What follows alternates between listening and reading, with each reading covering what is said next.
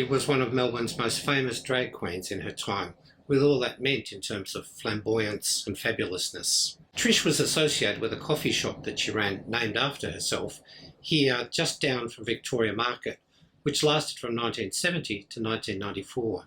It served coffee, of course, but mostly it was famous for being a drag bar, one of Melbourne's few and one of its most famous at the time. In his earlier life, as John Barry, he'd been a song and dance man and was said to have been involved in many Hollywood movies. As Trisha, she brought a lot of that theatricality to her performance as a drag queen. But Trisha was also the mind behind Trisha's Coffee Lounge, a tiny venue that managed somehow to stage fairly theatrical drag shows. Shows which launched many onto careers of much greater renown. This earlier generation of drag queens from the 1970s included Renee Scott, Diana Lee, Anita Mann, and Emerald Stone. This was no accident. Trisha was a tireless promoter of drag and drag artists.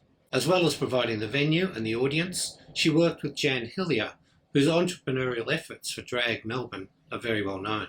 Not least in Jan's case for pokies at the Prince of Wales, the Sunday night extravaganzas that live on in Melbourne queer legend.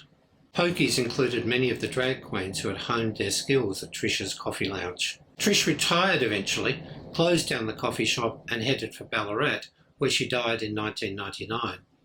Crowds of friends converged on the funeral, remembering one of Melbourne's drag community champions.